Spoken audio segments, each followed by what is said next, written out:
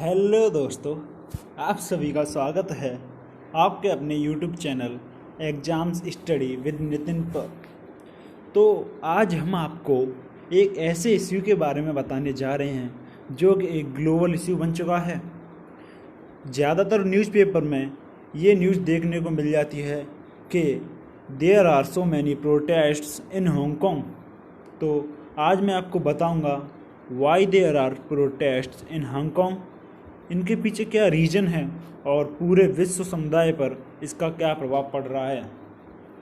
तो इस इश्यू को जानने के लिए हमारे वीडियो को एंड तक देखिए और चैनल को सब्सक्राइब ज़रूर करें और बेल आइकन दबाना बिल्कुल न भूलें। तो चलिए दोस्तों, मैं अब आपको वीडियो के बारे में पूरी डिटेल्स देता हूँ। तो ये मैं आपके सामने 24 मई की कुछ स्क्रिप्ट पेश कर रहा हूँ। ये वियोन जो कि एक प्रतिष्ठित न्यूज़पेपर है, इसमें न्यूज़ दी गई, thousands take to street in Hong Kong to oppose China's controversial law, कि सैकड़ों हजारों लोग हांगकांग की सड़कों पर उतर आए चाइना के कंट्रोवर्शियल लॉ को धकेलने के लिए। मतलब उन्हें ये लॉ जो चाइना द्वारा दिया जा रहा है ये पसंद नहीं है। और वहीं दूसरी न्यूज़ है the Times of India newspaper की।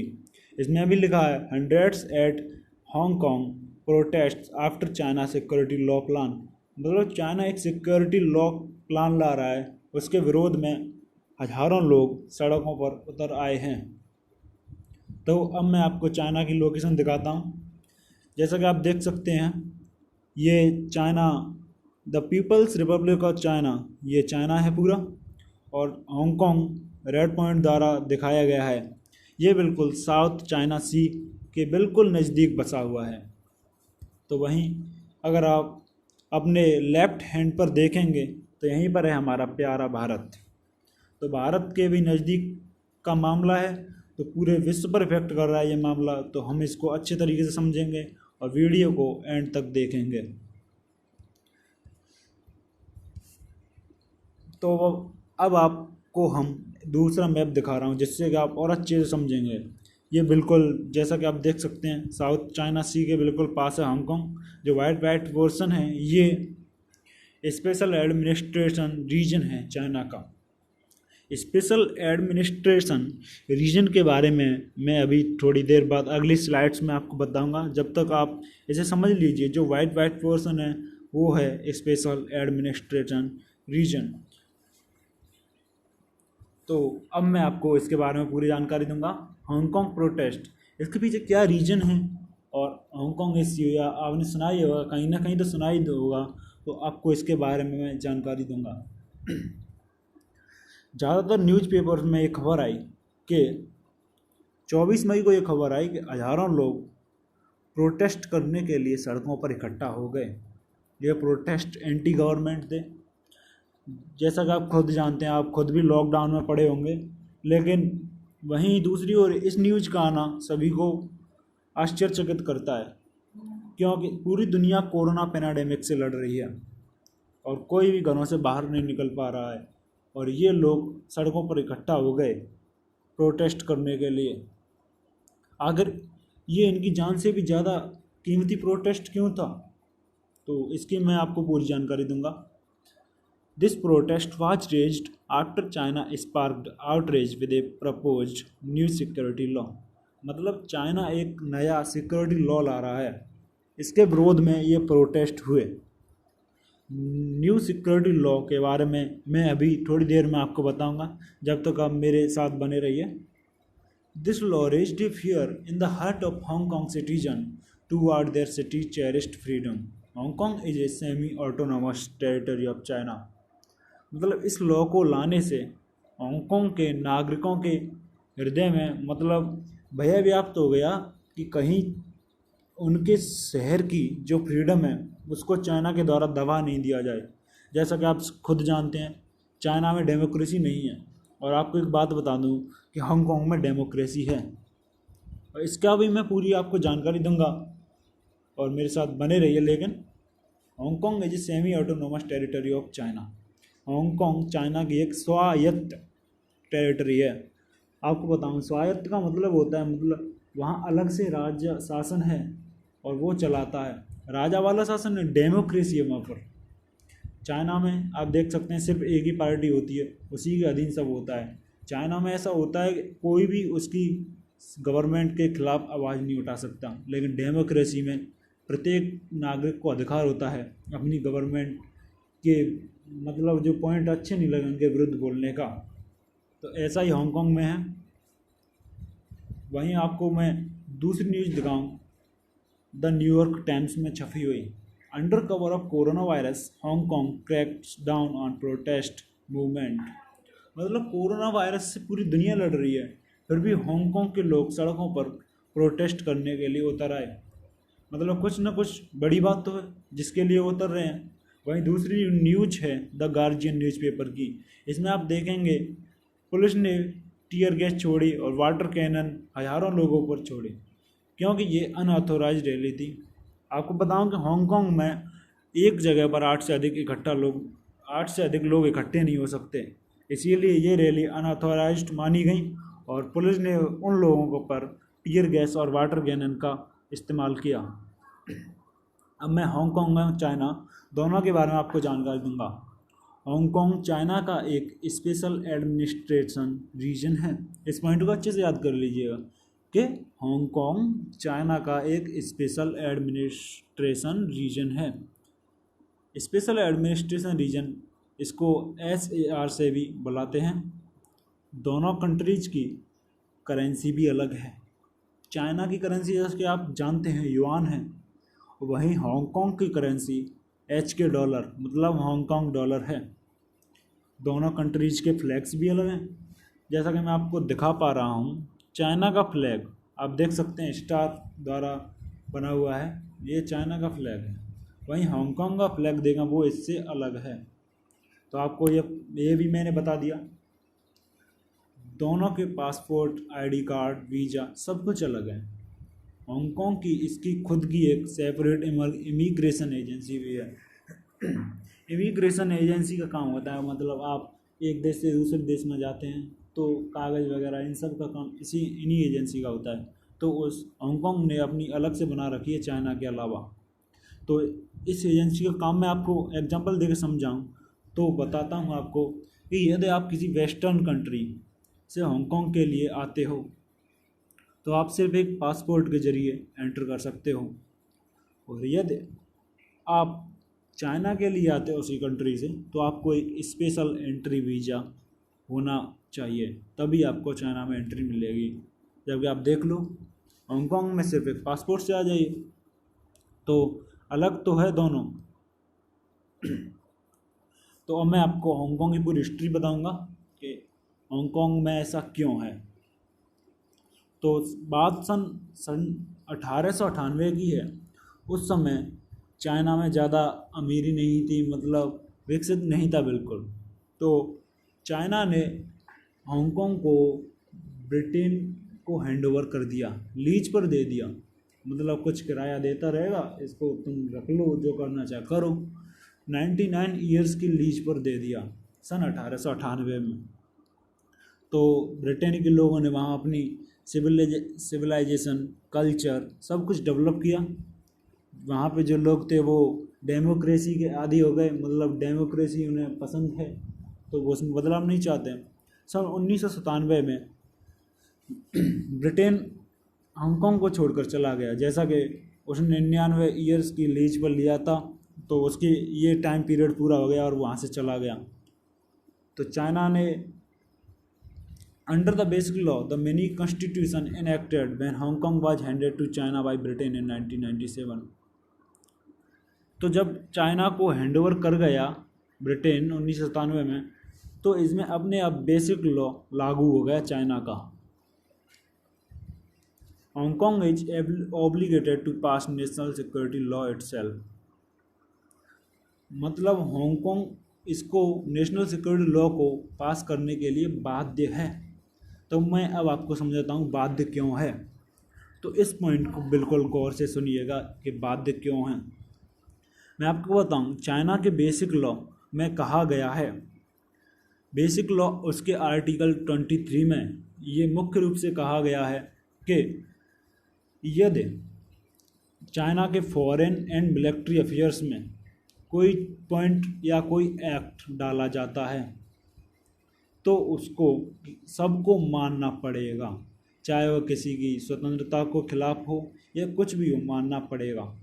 और नेशनल सिक्योरिटी लॉ में भी कुछ ऐसा ही है, उसने उसको मिलिट्री अफेयर्स में डाल दिया है, मतलब राष्ट्र की स्वतंत्रता के अफेयर्स में उसने डाल दिया है। इसलिए हांगकांग को भी इसे मानना पड़ेगा, लेकिन हांगकांग के लोग इसे मानने को बिल्कुल तैयार नहीं हैं। अब मैं आपको नेशनल सिक्योरिटी लॉ के बारे में बताता हूँ।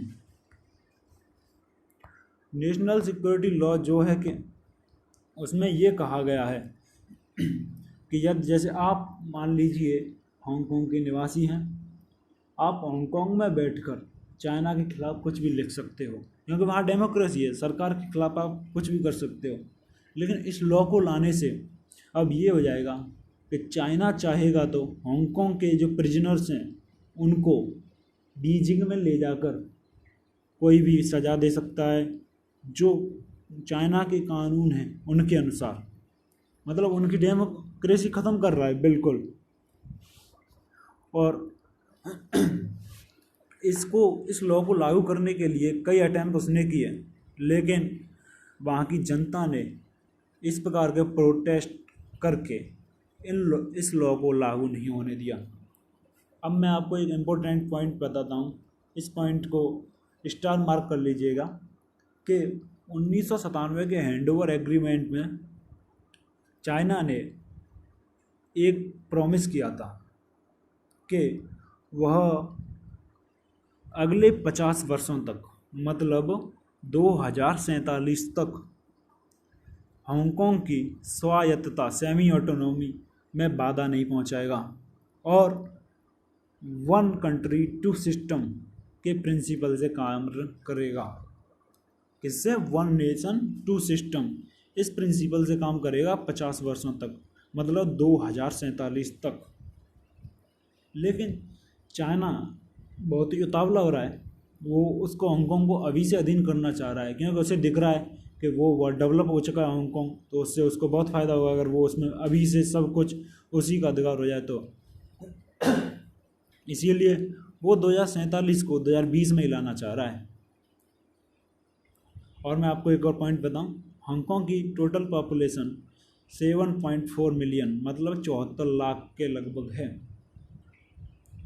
इस प्रकार के प्रोटेस्ट पिछले कई सालों से होते आ रहे हैं।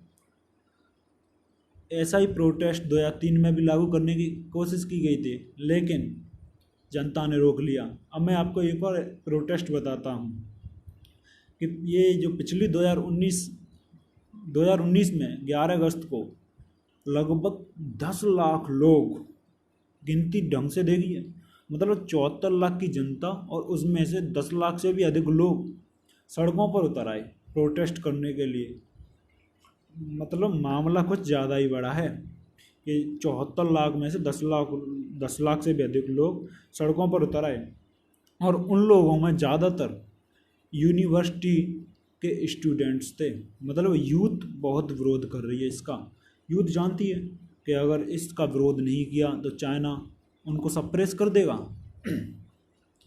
तो 2 मार्च 2020 की एक प्रेस रिलीज में, गवर्नमेंट की जो प्रेस रिलीज थी, उसमें बताया गया कि 7,549 लोग जो अरेस्ट किए गए, उनमें से 3,091 स्टूडेंट थे। मतलब बहुत ही बड़ी बात हो रही है। पूरा वैश्विक मीडिया इस पर नज़र बनाए हुए है। मैं आपको दूसरी स्क्रिप्ट दिखाता हूँ, यूरो न्यूज, यूरोप का एक न्यूज़पेपर है। Protest in Hong Kong as China makes new attempt to increase influence on the territory. मतलब चाइना हांगकांग पर अपना इन्फ्लुएंस बढ़ाना चाह रहा है कि भाई तुम मेरा है, अभी से ले रहा हूँ मैं, 2047 को 2020 में लाने की कोशिश कर रहा है भाई। इसीलिए वहाँ के लोग विरोध तो करेंगे भाई, कि आप खुद ही देख लो, आपके इंडिया में भी डेमोक्रेसी है, अगर आप पे से कोई डेमोक्रेसी छीनना चाहे तो आपको कितना बुरा लगेगा। तो इसी प्रकार वहाँ के लोगों के साथ हो रहा है। दूसरी न्यूज़ दिखाता हूँ मैं, फाइनेंशियल टाइम्स न्यूज़पेपर की। China risks new Hong Kong protest by imposing security law. मतलब ये हांगकांग पर सिक्योरिटी लॉ को इम्पोज करना चाह रहा है और वहाँ के लोगों को रिस्क में डाल रहा है। तो ये बहुत ही बड़ी न्यूज़ है। तो अब मैं आपको कुछ इमेज दिखाता हूँ। ये देखिए पहली इमेज जिसमें एक युवा व्यक्ति खड़ा हुआ है इस पर, और वो भीड़ कितनी है, लाखों लोग सड़कों पर उतर आए। ये न्यूज 11 अगस्त 2019, ये इमेज 11 अगस्त 2019 की है। और ये दूसरी न्यूज देखिए, इसमें किस प्रकार लोग पत्थरबाजी कर रहे हैं अपनी पुलिस पर। और ये इमेज 24 मई की है। तो मैंने आपको दोनों इमेज दिखाई, आप खुद स्थिति को समझ सकते हैं दोनों इमेज से। Government is willing to end this chaos in China. China की गवर्नमेंट भी ये कह रही है कि वो इस मतलब ये जो चाइना में चल रहा है, ये कंट्रोवर्सी जो चल रही है, इसको ख़त्म करने के लिए पूरी तरह से दृढ़ है। आप में से कुछ लोग इस केओस CHAOS का मतलब नहीं समझ होंगे, इसका मैं मतलब समझाऊंगा आपको। केओस का मतलब होता है अराजकता। ये उथल पुथल जो हो रही है उसको ख़त्म करने के लिए चाइना पूरी तरह से दृढ़ है, और वो इसको ख़त्म करने के लिए अपनी पुलिस भी लगा रखी है और फोर्सेज भी। तो मैं आपको कुछ पॉइंट बताता हूँ। Chinese foreign minister said that China is making full effort to solve this matter. China के फॉरेन मिनिस्टर ने कहा है कि चाइना इस मामले को सुलझाने के लिए अपने पूरे प्रयास कर रहा है। And also said that there is no need to interference of any west country. और वह यह भी कह रहा है कि किसी वेस्टर्न कंट्री की इसमें इंटरफेयर की ज़रूरत बिल्कुल नहीं है। तो आपको यहाँ पर गौर करना चाहिए, उसने सिर्फ वेस्टर्न कंट्री क्यों कहा। वेस्टर्न कंट्री देखा जाए तो वेस्टर्न कंट्री में अमेरिका जो है ना वो वेस्टर्न में आता है। तो उसने इस बात की ओर इशारा किया, बिना नाम लेते हुए अमेरिका की ओर इशारा कर दिया। आपको बताऊं कि जो हांगकांग है उसमें डेमोक्रेसी है, ऐसी ही डेमोक्रेसी चाइना में तो नहीं, अमेरिका में है। सॉरी, अभी मेरा पॉइंट गलत हो गया था। जैसी डेमोक्रेसी हांगकांग में है वैसी ही यूनाइटेड स्टेट्स अमेरिका में है। और हांगकांग का ज़्यादातर ट्रेड अमेरिका के साथ होता है। हांगकांग में अमेरिका की ज़्यादातर कंपनियां हैं और वो अपना मैन्युफैक्चर और जो भी है वो करती हैं। मतलब अमेरिका बहुत निवेश कर चुका है इस पर। There is a great possibility of trade war between China and USA। अगर चाइना इसे अपने अधीन कर लेगा तो ट्रेड वार की संभावना बहुत बढ़ जाएगी। और इसीलिए US ने कहा है कि चाइनाज एच के नेशनल सिक्योरिटी लॉ को लीड टू सेक्शन।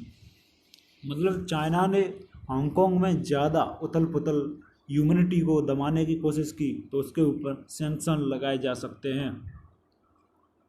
तो दोस्तों, मेरी वीडियो को अंत तक पेशेंटली देखने के लिए धन्यवाद। और कृपया मेरे चैनल को सब्सक्राइब जरूर करें और बेल आइकन जरूर दबाएं, और आगे वीडियो देखते रहने के लिए लाइक ज़रूर करें। धन्यवाद।